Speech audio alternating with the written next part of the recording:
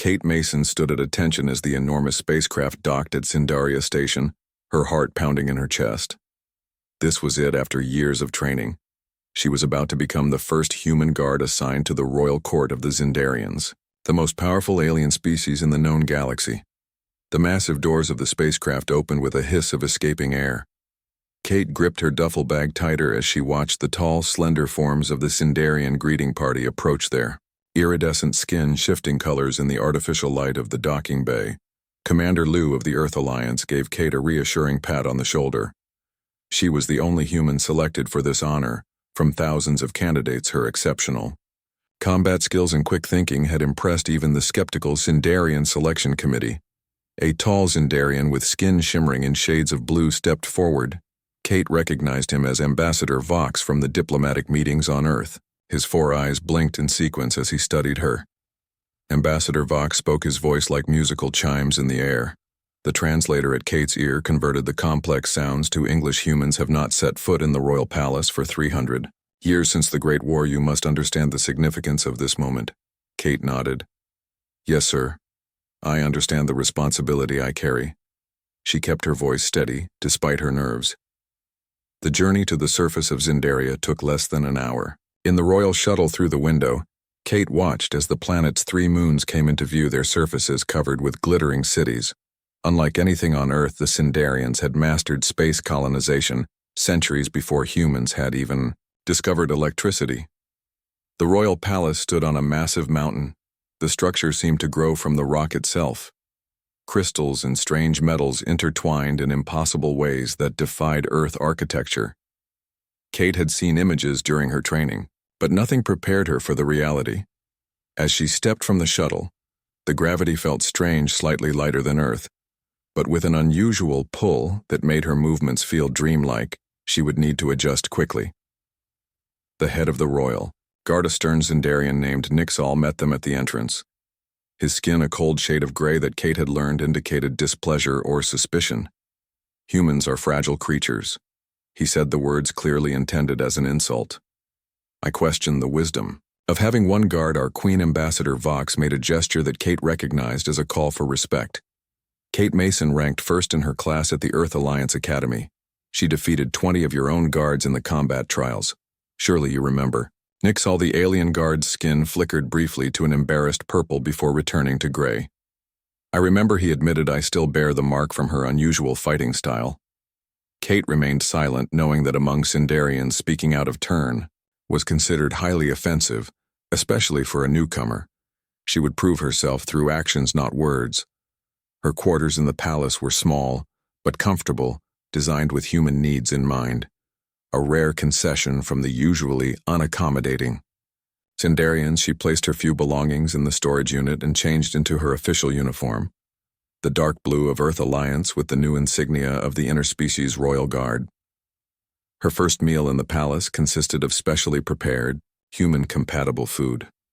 Though the texture and colors were strange, the taste was pleasant enough, reminding her of the tropical fruits of her home in Hawaii.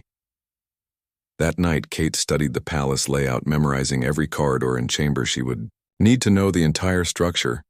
If she was to perform her duties, she was scheduled to begin the next morning, and failure was not an option. At sunrise, a chime sounded in her quarters. Kate was already awake and ready. She had slept little, too anxious. About her first day, she stepped into the corridor to find a young Sindarian waiting, her skin a friendly shade of yellow. I am Zila, the Sindarian said. I will be your guide until you learn the palace. The Queen has requested your presence at the morning ceremony. Kate followed Zila through a series of crystal corridors that seemed to change color as they walked. They passed other Sindarians who stopped to stare at the human, some with curiosity, others with obvious disdain. Kate kept her eyes forward, and her posture perfect. The throne room took her breath away. Massive columns of living crystal reached toward a ceiling that seemed to contain an entire galaxy of stars.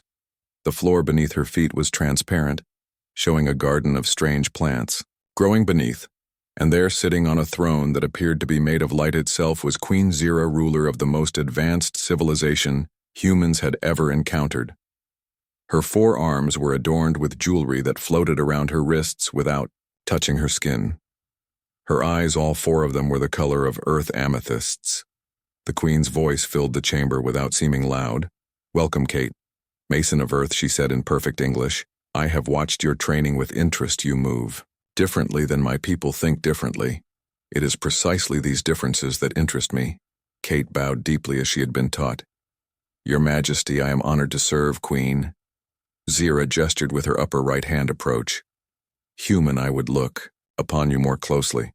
Kate walked forward, aware of the hundreds of alien eyes watching her. Every move, the royal guards tensed as she approached the throne, but the Queen waved them back up. Close, the Queen was even more impressive. Her skin contained patterns that seemed to move and shift like clouds in a storm. Her height nearly twice. "Kate, you are not afraid." The Queen observed, her head tilting slightly to the side. Kate met the Queen's gaze. Most would consider it unwise to stand so close to the most powerful being in the galaxy, she replied honestly. "But I believe in the peace our worlds have built." The Queen made a sound like distant bells, which Kate realized was laughter. "You will begin your duties today," she announced to the court. "The human will join the royal guard rotation. She will observe our ways and we will observe hers." Nixel stepped forward, his skin now an angry red. "Your Majesty, with all respect, the inner chambers are sacred. No human has ever enough." The Queen interrupted, her tone leaving no room for argument. "The alliance with Earth requires trust. This human has earned her place through your own trials, Nixal. Or do you question the fairness of Zindarian combat?" The guard bowed deeply. "No, Your Majesty." Kate felt the weight of expectation settle on her shoulders. She was not just a guard. She was a symbol of the fragile peace between humans and Zindarians, a peace many on both sides wished to destroy. As she took her position by the throne, Kate noticed something, strange, a shadow moving where no shadow should be. Her instincts instantly alert. She scanned the room carefully, memorizing faces and positions. Something wasn't right. She could feel it. The first day had just begun, and already Kate sensed danger, lurking in the beautiful alien palace. 3 weeks passed, and Kate gradually adjusted to life in the alien palace. Her days followed a strict routine guard duty, training sessions, and diplomatic meetings. She learned to navigate the complex social hierarchy of the Zindarian court, where color and position meant everything.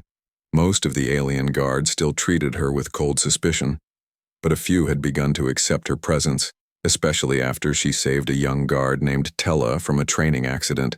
Kate had spotted the malfunction in the gravity simulator before anyone else, her quick reaction preventing serious injury. Nixel remained her most vocal critic, the head guard finding fault with everything she did.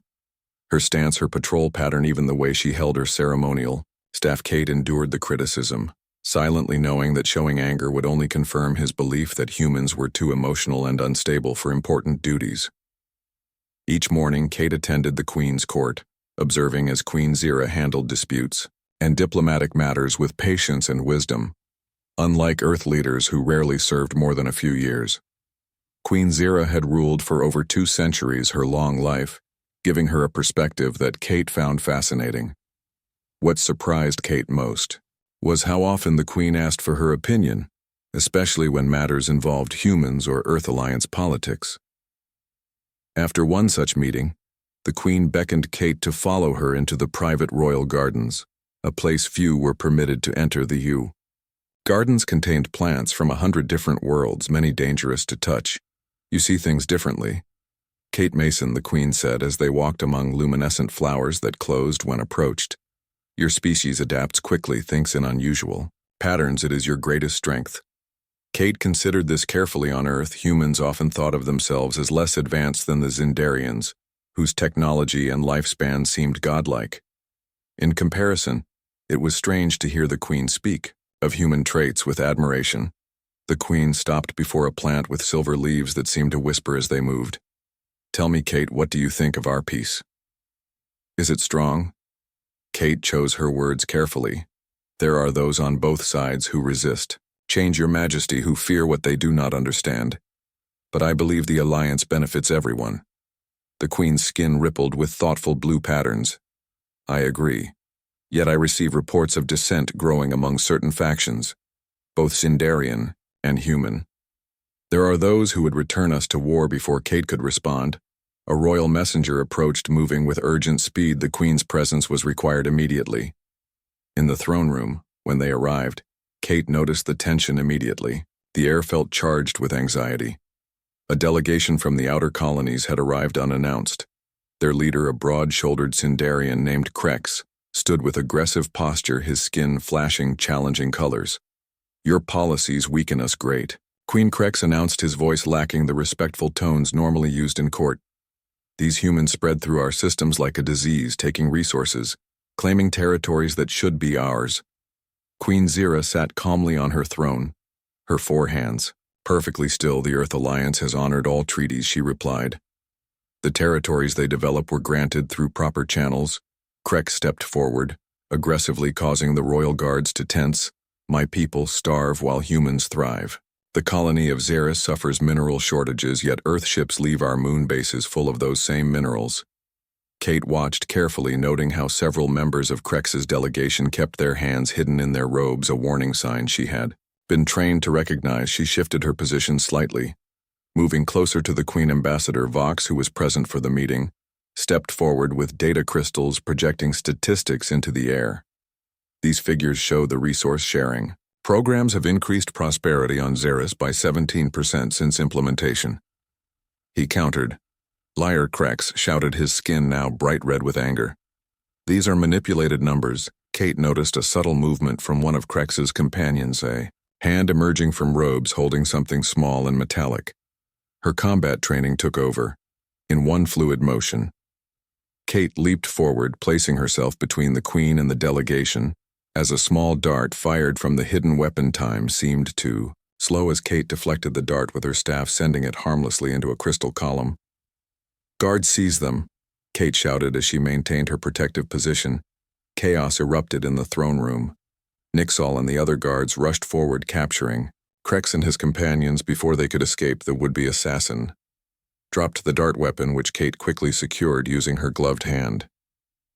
When order was restored, Queen Zira remained on her throne, appearing unshaken, though her skin had darkened to a deep purple Kate knew indicated intense emotion. The Queen raised her hand for silence. The Sindarian guard, who had always been suspicious of Kate, now looked at her with new eyes. "The human saw what we did not," Nixal admitted, his skin showing embarrassed yellow.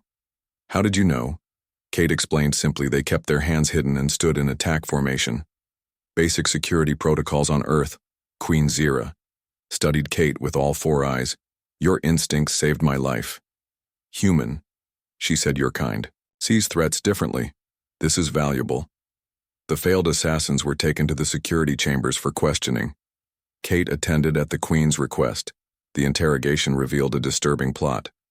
Krex and his followers believed that eliminating the Queen would allow them to install a new ruler who would end the alliance with Earth and begin a new war, one they believed Sindarians would easily win. That evening, Kate was summoned to the Queen's private chambers, an unprecedented honor even. Nixal seemed shocked when he received the order to escort her there. The Queen's personal rooms were surprisingly simple compared to the grandeur of the throne room. Living crystal-formed natural furniture and soft, bioluminescent plants provided gentle light. Kate Mason. The Queen began. "I have ruled for many cycles of our longest moon. I have survived 12 assassination attempts, but never has someone moved so quickly to protect me as you did today." Kate bowed her head. "It is my duty. Your Majesty." The Queen made a gesture Kate did not recognize. This was more than duty. "I have reviewed the security recordings. You risked taking the dart yourself." Kate did not deny it. The poison might have been designed for humans as well as Xindarians. It had been a calculated risk. The Queen rose to her full height, her skin now glowing with a color Kate had never seen before. "A shade between gold and white tomorrow. I will announce a change to the Royal Guard. You will become my personal guardian." The first human to serve in this capacity, Kate was stunned. Personal guardian to the Queen was the highest honor in the Royal Guard, a position typically reserved for Sindarians from ancient noble houses. Nixal himself had only achieved this rank after centuries of service. "But Your Majesty," Kate said carefully, "many will oppose this decision." The queen's skin flashed with amusement. "Let them," she replied. "I choose based on ability, not tradition today. You proved your worth." As Kate left the royal chambers, she felt the weight of this new responsibility.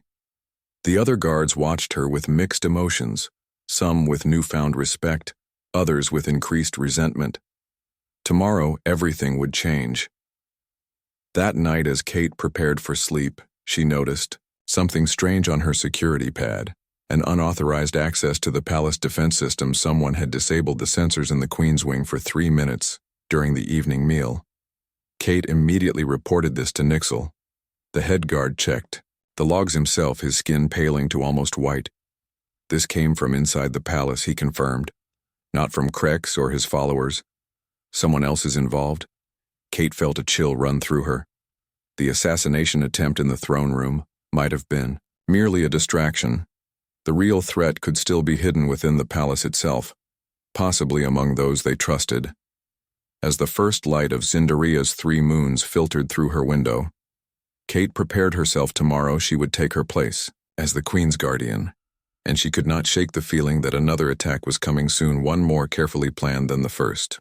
The ceremony to appoint Kate as the Queen's personal guardian took place at dawn in the great crystal hall of the palace. Dignitaries from all Zindarian colonies attended, along with the full Earth Alliance diplomatic corps. Kate stood tall in her new ceremonial armor specially created to honor both human and Zindarian traditions. Nixel performed the ritual of guardian transfer, his skin a respectful blue as he placed the ancient crystal staff in Kate's hands. "This staff has been carried by the Queen's protectors since the first days of our civilization," he said formally in front of the assembled crowd. "It is said to resonate with danger, allowing the guardian to sense threats before they manifest." Kate accepted the staff, feeling a strange vibration run through her fingers as she touched it. The crystal seemed almost alive, humming with energy that connected to her in ways she couldn't explain. Queen Zira spoke to the assembled crowd, her voice carrying without effort. "This human has demonstrated qualities that we value: courage, loyalty, and unique perception in recognition of her service. She will now stand as my primary guardian. Let this be a symbol of the strength our worlds can achieve together." Not everyone approved. Kate could see the anger and disgust on many Zindarian faces, particularly the nobles from the outer colonies. One elder counselor named Vril even turned his back during the ceremony, a grave insult in Zindarian culture. After the ceremony, Ambassador Vox approached Kate, his skin showing proud green tones. "You have achieved what no human thought possible," he said. "This will strengthen our alliance enormously." But Kate was distracted, barely hearing his words. The crystal staff in her hands had begun to pulse with a faint red light, a warning according to her training. She scanned the room carefully, noting positions and movements. "Something is wrong," she whispered to Nixel, who stood nearby. "The staff reacts." The head guard looked alarmed. "The staff never gives false warnings," he confirmed. "What do you sense?" Kate wasn't sure how to explain it, a feeling of tension in the air. She nodded toward a servant who was approaching with the ceremonial drinks. Something about his movements seemed wrong too. Smooth too.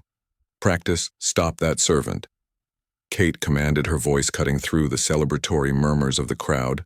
Guards immediately surrounded the servant, who dropped the tray of drinks in surprise. Kate approached, carefully analyzing the spilled liquid with a small sensor from her utility belt. "Poison," she announced, showing the reading to Nixal. The drinks contained Maraxian acid, lethal to Zindarian physiology. The servant was taken away for questioning, but Kate suspected he was merely a pawn. Her instincts told her they were dealing with a much larger conspiracy, one that had infiltrated the highest levels of the palace. That evening in the secure planning chamber, Kate met with Nixal and the Queen's chief advisor, Vela, an ancient Zindarian, whose skin had faded to a permanent pale blue with age. "We must assume the palace is compromised," Kate said bluntly. "These attempts are too well coordinated." Vela's 4 eyes blinked in rapid sequence, a sign of distress, her wrinkled hands moving over a holographic display of the palace security systems. "The inner council will resist, but I believe we should implement full security protocols." genetic scanning at all entrances and restrictions on who can approach the Queen. Nixel looked troubled. The noble houses will claim this is an overreaction. He said they already resent a human in such a prestigious position. Kate understood the political complications, but security could not be compromised. Let them complain. She replied firmly, "It's better than a dead queen." The new security measures were implemented immediately, causing considerable disruption to palace life. Many courtiers and officials found themselves subjected to scans and searches for the first time in centuries. Kate personally reviewed every staff member who would have direct contact with the Queen. 3 days later, during a diplomatic reception, Kate noticed one of the Queen's favorite handmaidens behaving strangely. The young Zindarian named Leah seemed nervous, her skin fluctuating between colors in an unusual pattern. When Kate approached her, Leah dropped a decorative crystal she had been adjusting near the Queen's seat. Kate examined the crystal, finding a sophisticated listening device embedded within. She confronted Leah immediately, who broke down confessing that she'd been blackmailed her family on the outer colony of Terex. Threatened if she didn't cooperate. "Who threatened your family?" Kate asked gently. Leah's skin paled to almost white. "Counselor Vril," she whispered. "He said humans would destroy our way of life, that the Queen had been corrupted by Earth influence." Kate shared this information with Nixal and Vela, but they needed proof before confronting such a powerful member of the Zindarian government. Vril had connections throughout the Empire and was beloved by traditionalists. The next morning, Kate accompanied Queen Zira to the council chambers where important matters of state would be discussed, including a new trade agreement with Earth the Crystal. Staff remained at Kate's side, its surface cool and quiet, giving no warning signals. Counselor Vril spoke passionately against the trade agreement, his skin flashing with dramatic colors for emphasis. "This agreement gives humans access to our sacred moon of Zelos," he argued. "No outsiders have ever been permitted there in our history." Queen Zira responded with calm logic. "The mining rights are limited and controlled. The benefits to both our peoples far outweigh the symbolic concession." The debate continued for hours. Kate remained vigilant, watching every movement in the chamber. She noticed Vril frequently touching a ceremonial medallion he wore around his neck, an unusual nervous gesture for a Sindarian of his status. During a brief recess, Kate consulted with Earth Alliance intelligence via her secure communicator, requesting information about Vril and his recent activities. The response was troubling. The counselor had made several unauthorized trips to restricted military installations. When the council reconvened, Kate positioned herself slightly closer to the Queen, watching Vril with increased attention. His hand went to his medallion again, and this time Kate saw him press something. Instantly, the crystal staff in her hands flared, bright red. Kate leaped forward, pushing the Queen from her seat just as a hidden panel in the floor beneath the throne slid open, releasing a cloud of glittering particles. "Containment breach," Kate shouted, activating the emergency protocols in her armor. A protective shield extended from her suit, surrounding both her and the Queen. The council chamber erupted in panic as the security system recognized the threat, sealing the room and activating decontamination procedures. Kate maintained the shield around the Queen as Nixal and his guards seized Vril. The counselor fought briefly but was quickly subdued. Analysis confirmed Kate's suspicions. The particles were a rare biotoxin that attacked Zindarian neural pathways, causing paralysis and eventually death. The dispersal mechanism had been installed during recent renovations to the council chamber. Under interrogation, Vril revealed the extent of the conspiracy. A network of high-ranking officials and nobles who believed the alliance with Earth threatened Zindarian supremacy. They had planned to eliminate Queen Zira and blame humans for her death, triggering an interspecies war. That night, after the conspiracy had been exposed, Queen Zira summoned Kate to the sacred garden at the heart of the palace, a place where only royalty and their most trusted advisors were permitted to enter. The garden contained a massive crystal tree, its branches extending toward the 3 moons visible through the transparent dome above. The tree was said to be connected to every Zindarian through some mysterious biological link, a living symbol of their unity. "You continue to save me, Kate Mason." The Queen said, her voice softer than usual, more vulnerable. "Perhaps what is it about humans that makes you so adaptable, so quick to see what we miss?" Kate considered the question. Carefully, Sindarians lived for centuries, their civilization stable for millennia. Perhaps, humans developed different skills because our lives are shorter. She suggested we must learn quickly, adapt constantly. That's been our survival strategy. The queen reached out, touching the crystal tree, a gentle glow spreading from her fingers through the branches. Perhaps it is also because you are outsiders, she said. You see our patterns more clearly than we do ourselves after thousands of years. We have become blind to certain threats from within. Kate felt honored by the queen's willingness to share such thoughts with her. A human, the gulf between their species seemed less vast in that moment. The crystal staff in Kate's hand suddenly pulsed with light. Not the alarming red of danger, but a soft purple glow. The queen looked at it with surprise. The staff recognizes you, she said with wonder in her voice. In all our history, it has never responded to any non-Zindarian. Kate felt the staff grow warm in her grip, the crystal seeming to synchronize with her heartbeat. The queen studied Kate with all four eyes. Perhaps our worlds were meant to come together, she said. Perhaps we need each other more than either side wishes to admit. As they stood in the sacred garden beneath the 3 moons of Sindaria, Kate realized she had become more than just a guard, more than a diplomat. She had become a bridge between 2 vastly different species, proof that understanding was possible even across the gulf of evolution and culture. But even as this moment of connection deepened, Kate could not ignore her training. Her instincts, something still felt unresolved. The conspiracy seemed too easily dismantled. Vril had confessed too readily, as if he were merely one part of a larger plan. A grand celebration was planned to commemorate the thwarting of the conspiracy, and to strengthen the alliance between Earth and Sindaria. Delegates from 27 worlds would attend, including the Earth Alliance President Olivia Ward, who would be the first human leader to visit the Zindarian homeworld. Kate spent the days leading up to the event coordinating security with Nixal, reviewing every detail of the palace defenses. Despite Vril's capture and the identification of his co-conspirators, she remained uneasy, the crystal staff occasionally pulsing with faint colors that neither she nor Nixal could interpret. You have good instincts, Nixal admitted as they inspected the grand hall where the celebration would take place. His attitude toward Kate had changed dramatically since she had repeatedly saved the queen. The resentment replaced by professional respect. Keep the queen in your sight at all times during the ceremony, Kate instructed the security team. Even with the enhanced protocols, I want triple verification on everyone who approaches her. The day of the celebration arrived, the palace transformed with living light sculptures and rare flowering plants from across the galaxy.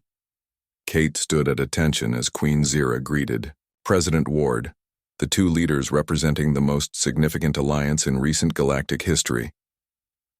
The formal ceremony proceeded smoothly. Speeches were given, gifts exchanged.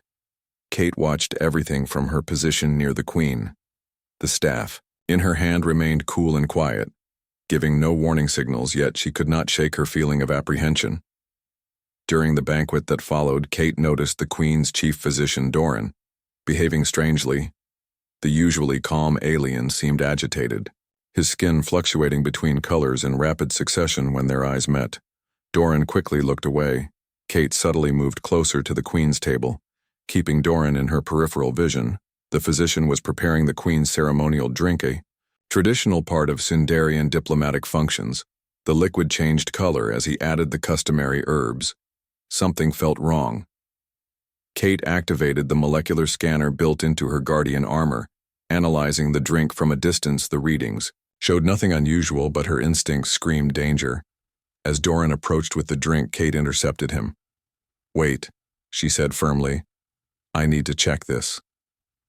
The physician seemed offended, his skin flushing dark purple. This is an ancient ritual, human. You overstep your bounds. Kate ignored the protest, taking the cup and running her scanner directly over the liquid. Still, the readings showed nothing harmful. She frowned, uncertain. The staff in her hand suddenly flared to life, glowing brilliant red. Kate immediately knocked the cup from Doran's hands, the liquid splashing across the floor where it began to sizzle and smoke, eating through the crystal surface like acid guards seize him. Kate shouted. Doran did not resist, as guards surrounded him. Instead, he looked directly at Kate, his eyes showing not anger but relief, as if a great burden had been lifted. "The staff saved her," he said quietly. "It recognized what your technology could not."